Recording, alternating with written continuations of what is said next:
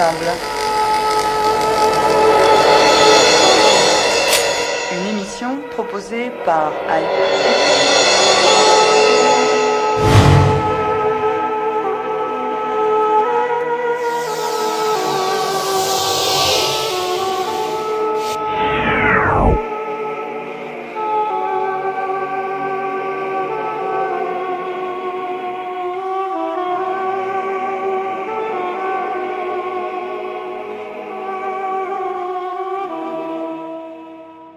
Chers auditeurs, nous enchaînons en ce samedi avec un deuxième quart sur table, plus court celui-ci, qui va parler de table ronde. Après une journée de table ronde, il y a plus d'un an à l'Assemblée nationale, c'était en janvier 2017. La FRA Tachnaktoutioun France organise une deuxième journée le 24 mars prochain, cette fois-ci à l'Hôtel de Ville de Paris, pour débattre de l'avenir des Arméniens de France. Et pour parler de cette journée du 24 mars, de cette table ronde, j'ai le plaisir d'accueillir les représentants de la FRA Tachnaktoutioun. Charles Papazian, bonjour. Vous êtes bonjour. Le président du comité central de la FRA de l'Europe occidentale, et Taline Tachtian, membre de ce comité central. Donc bonjour encore. Bonjour. Et oui, bonjour. Parlons du pourquoi pourquoi organiser des tables rondes en France. Je sais qu'il y a eu cette première expérience, on en a parlé en janvier 2017. Qu'est-ce qui s'est passé depuis et quelle est la suite logique des thématiques entre la première qui parlait beaucoup plus de la diaspora et la deuxième qui parle plus strictement de l'avenir des Arméniens de France? Charles Papazian. Alors, merci pour ce rappel. C'est vrai que on a commencé ce travail de table ronde, d'ailleurs qu'on avait présenté à l'époque à l'Assemblée nationale, en disant que ceci faisait suite à un travail de réflexion interne que nous avions mené avec un constat qui est simple. C'est que aujourd'hui les Arméniens dans le monde, et c'est ce qui nous avait amené à la première table ronde, étaient dans une situation géopolitique internationale extrêmement difficile, et qu'à partir de là, il fallait au moins faire un constat et commencer à débattre. C'est ce qu'on a fait dans cette première table ronde, où on était plus au niveau, mondial, sur un certain nombre de problématiques, dont effectivement un des aspects importants qui était amorcer ce dialogue sur la diaspora. Et on a eu là des échanges intéressants.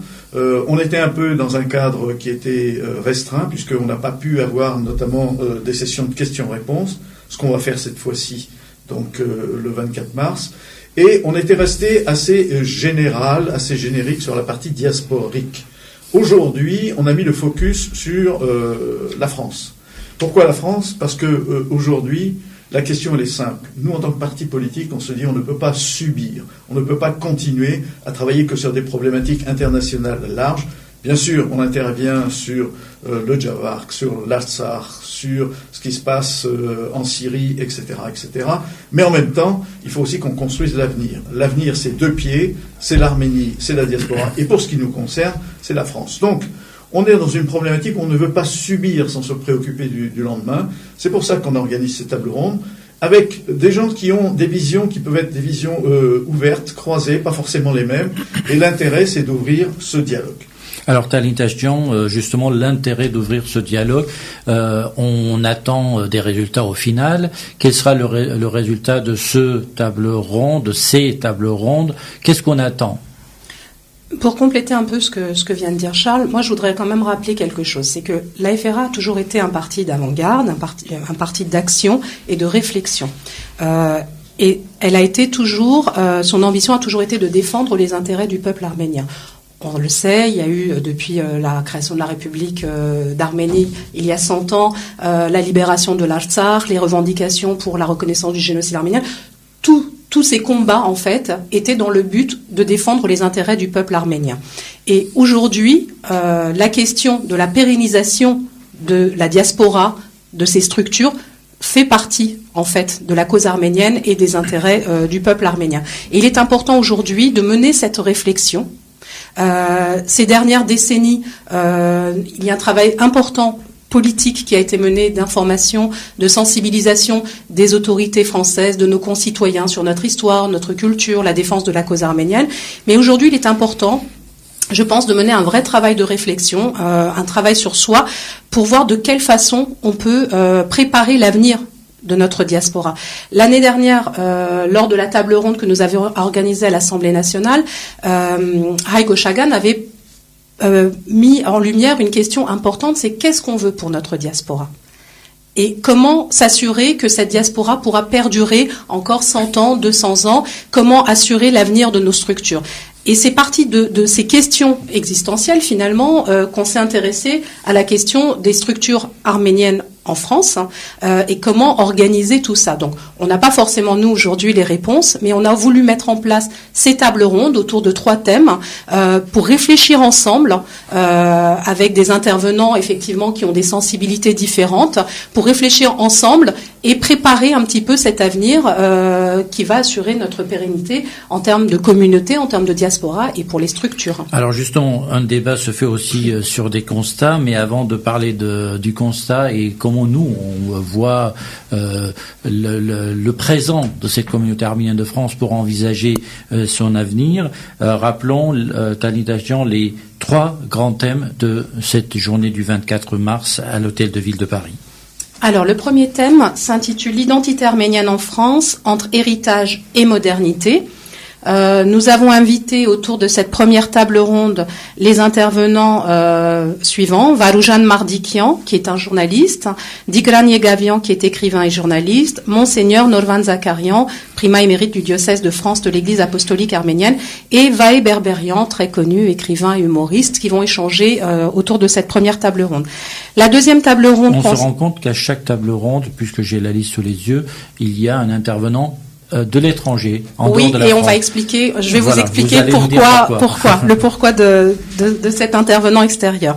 Le deuxième thème concerne l'éducation arménienne, quel contenu et quels moyens. Donc, autour de cette deuxième table ronde, nous avons invité Garabet Dakessian, qui est directeur pédagogique d'école franco-arménienne, Anaïd Donabédian, professeur des universités, Marilou Papazian, directrice du centre Toumo à Yerevan, et Gilal Cholakian, journaliste. Et enfin, la troisième table ronde a pour thème comment répondre aux enjeux politiques du peuple arménien. Et nous avons invité pour cette table ronde Patrick Devedjian, président du conseil départemental des Hauts-de-Seine, Hagop Derkhachadourian, membre du bureau mondial de l'Aïfera Tachnak Tutun et responsable mondial des bureaux de la cause arménienne, Georges Kepenekian, maire de Lyon, et Harut Mardirossian, président du comité de défense de la cause arménienne. Alors justement, on a 2 thématiques qui touchent globalement à la question de l'identité et puis une thématique qui n'est pas loin de l'identité, qui est beaucoup plus politique. Alors la première, identité arménienne en France entre héritage et modernité, c'est le débat du matin et puis les 2 autres, éducation arménienne, quel contenu et quels moyens à 14h, et puis le débat ou la table ronde sur comment répondre aux enjeux politiques à 16h. Alors, vous alliez me dire pourquoi il y a à chaque fois un intervenant d'en dehors de la France. Alors, tout d'abord, vous constaterez que les panels sont composés de personnes de sensibilités différentes, justement pour aborder ces questions-là avec des points de vue différents. Ce que je voudrais aussi indiquer, qui n'est pas inscrit sur le programme, c'est que chacune de ces tables rondes sera animée par un jeune, par un représentant de la jeunesse, parce que nous voulions aussi que ces questions-là, puisqu'on parle d'avenir, soient abordées sous le prisme, le regard de la jeunesse. Donc ce sont eux aussi qui vont poser des questions avec leur regard à eux sur ces questions-là pour au mieux préparer ces choses. C'était aussi le cas pour la première table ronde en 2017. Ça nous semble important, puisqu'on parle de l'avenir, d'impliquer les jeunes d'aujourd'hui qui seront les relais par la suite de l'organisation de nos structures et de notre diaspora. Et nous avons donc invité des personnes de pays autres que la France, donc de pays étrangers, à participer, d'abord parce que ça permet de créer des liens avec les autres communautés qui existent dans le monde, mais aussi parce qu'on peut aussi s'inspirer de leur expérience, c'est-à-dire qu'avec leur regard extérieur et leur expérience, ils peuvent nous éclairer sur ce qui se fait là-bas et on peut peut-être enrichir notre réflexion par rapport à leur intervention sur ce qu'il est possible de faire en France. Alors Charles Papazian, quel est le problème de l'identité arménienne pour qu'elle soit mise sur la table de discussion? Qu'est-ce qu'on peut imaginer, et vous en tant que responsable de l'Aïfera Tachnak Tutun, quel est le point de départ pour mener cette discussion? Est-ce que parce qu'on a de moins en moins de militants portant cette identité. De quelle identité parlons-nous? Une identité plutôt culturelle, plutôt d'un Arménien de la diaspora qui peut avoir une participation dans une vie quelconque arménienne dans un village de France, mais se sentir toujours quelque part arménien? Est-ce qu'on veut accentuer cette identité à travers un apprentissage civilisationnel, culturel, linguistique? Quelle est votre approche? Je crois que dans la question posée, il y a eu aussi quelques pistes de réponse. On a pas mal travaillé sur ces aspects-là et les mots ont été choisis avec soin. Pourquoi? On parle d'un côté d'héritage. L'héritage, c'est effectivement la période malheureusement post-génocidaire où un certain nombre de générations ont quelque part subi j'allais dire le fait qu'il fallait continuer à vivre, voire à survivre en tant qu'Arméniens dans un environnement qui n'était pas forcément celui qu'ils avaient choisi. Donc on a eu cette période, cette phase un petit peu difficile qu'on a passée. Et aujourd'hui, la question est de se dire, est-ce qu'on est maître de notre destin, si je peux m'exprimer ainsi, le terme est peut-être un peu fort, mais est-ce qu'on continue à subir ou est-ce qu'on est en train d'essayer de voir? Et c'est là où on n'est pas tout à fait sûr de la réponse à la question. Je pense qu'on est plus aujourd'hui dans, il faut continuer, on continue, il y a une espèce de mimétisme par rapport à ce qui se faisait sur les années précédentes, sur les décennies précédentes. D'ailleurs, il n'y a qu'un seul indicateur qui est intéressant, c'est de voir le nombre d'écoles, malheureusement, qu'on n'a pas encore réussi à mobiliser. On est encore à quelques écoles, c'est pas suffisant, il y a une communauté importante, la communauté est fragile, et là, le travail, c'est un travail de perspective. Et c'est ça la question de la modernité. C'est qu'est-ce que nous voulons comme diaspora, qu'est-ce que nous voulons comme futur pour ce que l'on appelle encore aujourd'hui la diaspora arménienne en France. Alors justement, vous avez abordé la question de l'éducation. Est-ce que Tallinn Tashtian, en tant que parti politique, la perception, de l'éducation, vous la voyez à travers les écoles, où il y a une autre approche qu'on peut avancer pour transmettre l'héritage linguistique, culturel, l'histoire? Alors, déjà, je voudrais, sur la première table ronde, puisque la question de l'identité arménienne a été posée, je pense qu'il y a une vraie réflexion à faire. C'est-à-dire que, comme disait Charles à l'instant, pour certains, il y a eu effectivement le fait d'avoir subi une histoire qui a été transmise de génération en génération, au sein même d'une famille, au sein même d'une communauté. Mais finalement, aujourd'hui, comment définit-on qui est arménien ? Est-ce qu'on est arménien parce que notre nom de famille se termine par IAN, par exemple, mais on ne connaît ni la langue, ni l'histoire, ni la culture et on s'en désintéresse totalement? Ou est-ce qu'on est arménien parce qu'on est issu de mariage mixte, parce que un conjoint qui n'est pas forcément arménien s'intéresse à cette culture-là et accepte de la transmettre quelque part aussi à ses enfants? Donc il y a des vraies questions. Il y a aussi... Pendant des années, le principal combat qui avait été mené, c'était la reconnaissance du génocide. Aujourd'hui, en France, le génocide est reconnu. Il y a un nouveau combat qui est la pénalisation du négationnisme. Mais notre histoire ne se limite pas que au génocide. Et effectivement, je pense qu'il est important de transmettre le reste de notre histoire, de notre culture. Nous avons la chance en France d'avoir quelques écoles arméniennes d'un niveau plutôt bon, puisque les échos sont plutôt positifs.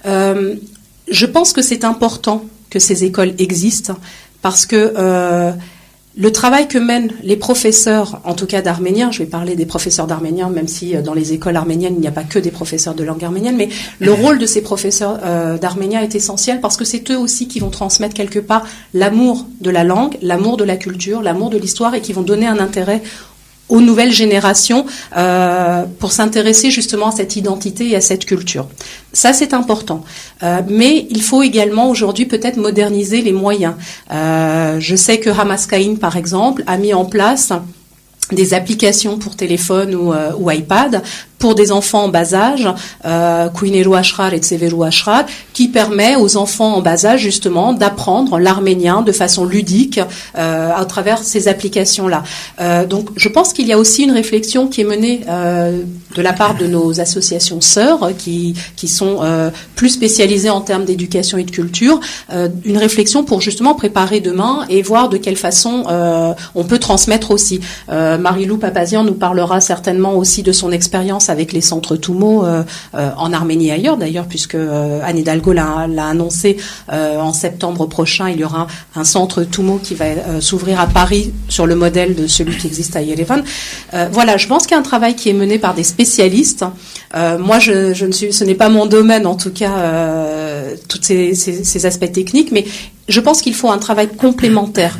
Je pense que l'école arménienne a sa place au sein de nos structures. C'est important de soutenir les écoles arméniennes, d'en ouvrir, puisque à Valence il y a le projet d'une nouvelle école arménienne aussi, donc de permettre que des écoles arméniennes émergent, mais de leur apporter peut-être justement cette aide complémentaire de modernisation pour susciter un intérêt peut-être plus important de la part de la jeunesse qui est très fan des nouvelles technologies. Alors Charles Papazian, vous qui êtes aussi à l'initiative, aussi avec un représentant, coprésident du CCAF, la FRA peut très probablement faire adhérer beaucoup de gens autour de ces thématiques. Pas un projet, puisque là vous ne présentez pas un projet, vous présentez une réflexion, oui. Vous suscitez une réflexion, oui. Mais derrière il faut qu'on passe à la concrétisation de ces projets, idées, initiatives. Comment faire pour faire adhérer l'ensemble de la communauté à l'évolution, à la réflexion d'abord, mais aussi à l'évolution de la vie communautaire, et donc d'où ce titre, quel avenir pour les Arméniens de France? Alors, je crois que la question posée est importante, parce que là encore, les gens, et quand je dis les gens, c'est un terme un peu générique, mais parlons peut-être des organisations aujourd'hui déjà constituées au sein du CCAF, il ne faut pas que chacun travaille aussi dans son coin. On a une vraie problématique au niveau des structures arméniennes, c'est que chacun a plutôt tendance à vivre dans son silo, avec son aéropage d'habitués, et on travaille un petit peu chacun pour essayer de démontrer aux autres qu'on est meilleur que X, que Y, que Z. Bon. Cette spécificité-là, bien sûr, elle perdurera, c'est pas un problème. Sauf que, aujourd'hui, pour les problématiques que nous évoquons, à savoir quelle diaspora voulons-nous, quel avenir voulons-nous pour les Arméniens de France, effectivement, il faut qu'on dépasse ce genre de clivage. D'ailleurs, Taline l'a rappelé rapidement. On mène également en parallèle un travail profond, un travail sérieux de concertation avec toutes nos organisations qui sont très actives sur le plan de l'éducation et du soutien à la jeunesse. On va citer la Mascaïne, il faut citer aussi Romeltmen, la Croix-Bleue, le Nord-Seloun. Donc là aussi, on est en train de travailler de manière intense avec ces gens-là. Alors, pour quel objectif ? Ben, c'est simple, effectivement. Il faut que le CCAF aussi sorte de son rôle qu'il a de manière peut-être, parce qu'il n'y avait pas aujourd'hui d'autres possibilités, sorte de son rôle entre guillemets peut-être politique, où il s'est plus positionné sur une problématique politique. Le CCAF étant un organe de coordination, effectivement, il faut qu'on trouve, alors j'ai pas la solution aujourd'hui, mais si on est resté dedans, c'est parce que la stratégie de l'Union est un levier, un outil extrêmement puissant qu'on doit continuer à faire travailler. Et sur ce type de réflexion-là, moi je suis persuadé que bon nombre d'organisations et d'individus vont contribuer à pérenniser ce dialogue. Mais au-delà du dialogue, effectivement, il faut qu'on mette en place des projets, il faut qu'on mette en place des pistes de solutions. Mais ça, c'est pas uniquement à l'issue de ces tables rondes, il faudra continuer et travailler dans la durée. Alors, comment répondre aux enjeux politiques du peuple arménien ? C'est un sujet récurrent, puisque toutes les organisations politiques ou non politiques pensent à cela, parce que c'est issu de cette génération, de ces générations venues ou rescapées du génocide. Il est très normal, ayant perdu un territoire, ayant eu une Arménie indépendante avec toutes ses difficultés, ayant une cause, celle de l'Artsakh, et je ne parle pas encore du Djavar et d'autres sujets, évidemment, nous sommes très politisés. Alors, quelle est l'approche que vous appréhendez, que vous préparez pour débattre de ces sujets, comment répondre aux enjeux politiques du peuple arménien? Est-ce que vous estimez qu'il faut se dépasser en innovant, en changeant quelque chose? Charles Papazian. Oui, je peux commencer à répondre. Pourquoi on a fait venir des gens comme Patrick Devedjian, entre autres, Georges Kepenekian?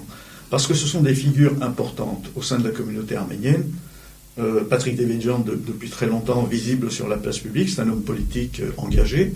Georges Kepenekian, peut-être un peu moins connu, mais lui aussi homme politique engagé.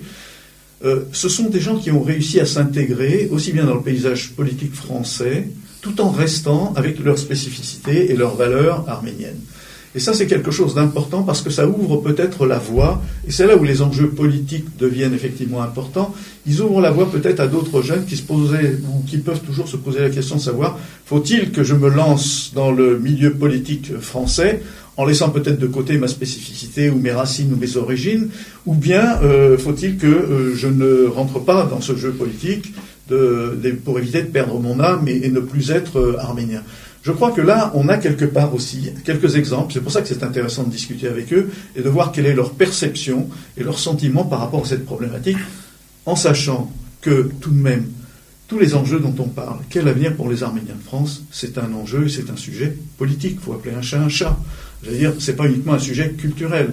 Il est évident que la culture est fondamentale, mais il est évident aussi que si on ne pose pas la prospective et les questions avec des enjeux politiques, on n'arrivera pas véritablement à sortir des processus, voire des actions sur le moyen et sur le long terme. Alors là, vous avez évoqué un volet très intéressant et qui est très important parce on s'est rendu compte que d'autres communautés, et là j'entends la communauté turque, comment elle s'est mobilisée aux dernières élections législatives pour présenter des candidats, voire même une liste. Donc cela signifie que les Arméniens ont à leur tour une réflexion à mener, une préparation à faire, pas forcément pour copier cet exemple-là que je viens de citer, mais en tout cas de s'intégrer en participant.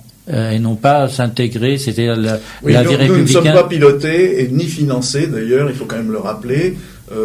Ce à quoi vous faites allusion, ce sont des gens qui sont pilotés et financés par la Turquie. Directement par la Turquie. On n'est pas du tout par un État extérieur, étranger. On n'est pas du tout dans cette logique. Mais en tout cas, ce volet de la réflexion est très intéressant parce que les Arméniens, depuis plus de 90 ans, sont en France.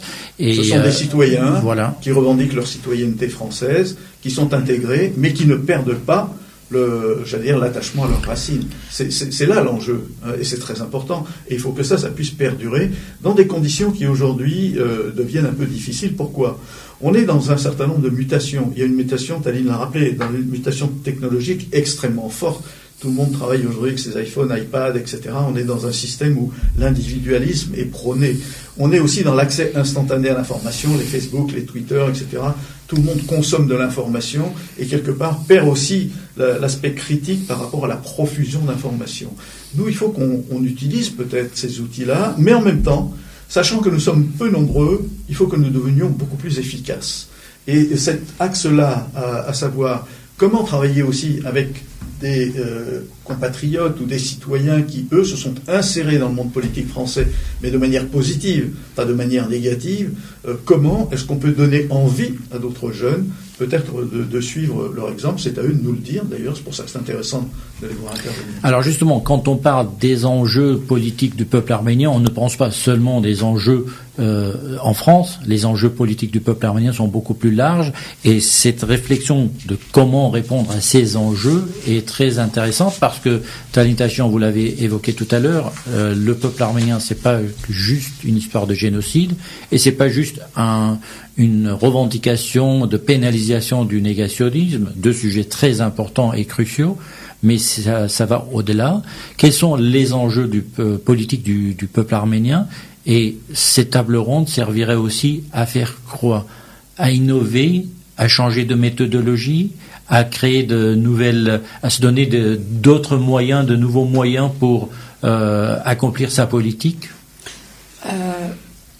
Je pense que, comme le disait Charles à l'instant, tout est immédiat aujourd'hui. On est complètement submergé par les réseaux sociaux, le trop-plein d'informations, et quelque part, tout va trop vite et on ne prend plus le temps de réfléchir. Et nous, on a voulu prendre ce temps-là. On a voulu se poser et prendre le temps d'analyser, d'étudier, de faire un état des lieux de la situation pour préparer cet avenir, parce que justement, on ne veut plus subir, mais on veut agir.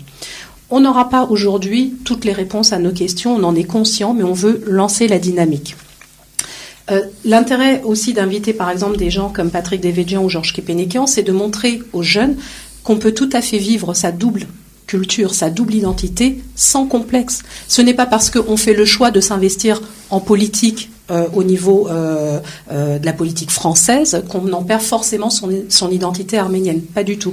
Je pense que ce sont des gens qui ont trouvé certainement un équilibre entre leur double culture, leur double identité, et qu'ils peuvent être des modèles pour les jeunes générations, parce que être arménien, ce n'est pas simplement participer à des manifestations culturelles arméniennes. Mais on est de plus en plus décomplexés, ne pensez-vous pas? La nouvelle génération. C'est la question qu'on se pose justement. Oui. Peut-être que les jeunes qui participeront à ces tables rondes pourront nous répondre là-dessus. Mais en tout cas, l'intérêt, c'est aussi de leur apporter, cette opportunité-là de se dire, bon, je suis arménien d'origine certes, je suis français, je peux servir aussi ma double culture en m'impliquant complètement dans la vie politique française. Surtout à l'État, quand c'est les présidents François Hollande, récemment Emmanuel Macron, qui disent que les Arméniens, bons citoyens français, vivent pleinement leur culture, leur héritage arménien, j'entends par là que d'un point de vue proprement français, si on prend les choses comme ça pose pas de problème qu'un Arménien s'exprime en tant que tel sur la scène française. Non, ça ne pose pas de problème, mais il faut que les jeunes peut-être osent. Et je pense, en tout cas j'ai le sentiment que peut-être certains jeunes n'osent pas se lancer dans la vie politique. Peut-être qu'ils ne se sentent peut-être pas légitimes, et pourtant ils le devraient, parce que nous sommes avant tout des concitoyens français, et que des citoyens français, et que nous avons toute notre part. Les enjeux, si on arrive à organiser dans quelques années notre communauté, notre diaspora en France, l'enjeu c'est aussi, en ayant une diaspora forte, c'est de pouvoir également soutenir l'Arménie, l'Artsakh, le Javark, qui ont besoin de notre aide.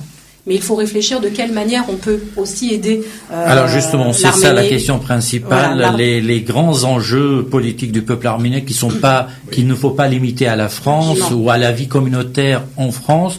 Ce sont les grands enjeux de l'ensemble de la nation arménienne, et ces enjeux-là, donc on peut avoir cette discussion très intéressante pour nous-mêmes tous réfléchir comment s'améliorer pour voir les choses différemment, pour activer nos relais, nos moyens pour la grande cause du peuple arménien, les grandes causes du peuple arménien. Quelques aspects techniques, Taline Tachtian, sur... Juste pour finir, sur la nation arménienne, comme le disait Charles, la nation arménienne a deux jambes. Et on ne peut pas avancer si on n'est pas solidement ancré. Donc je pense qu'on a besoin d'une diaspora forte pour aider l'Arménie, et on a besoin d'une Arménie forte pour aider la diaspora.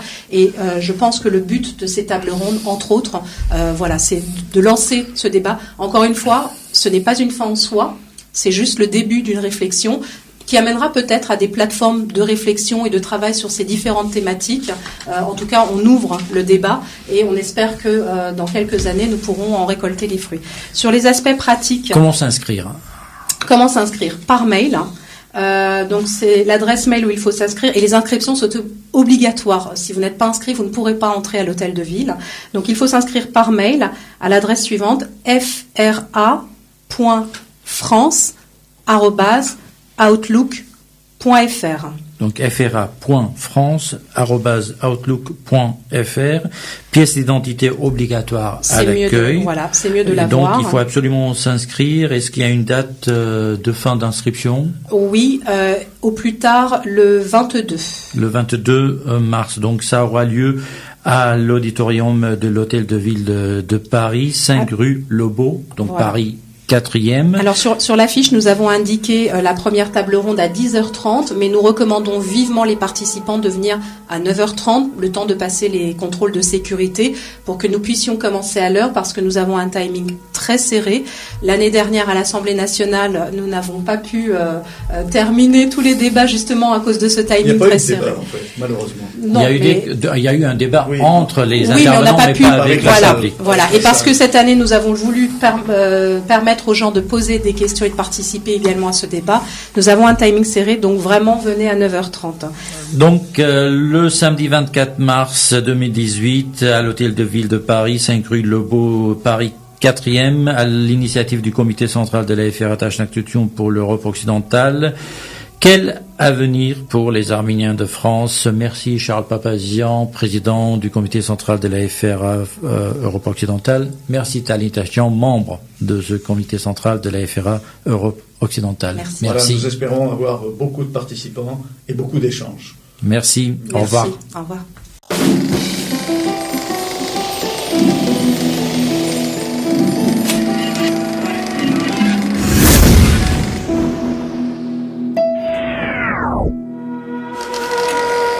Start Table.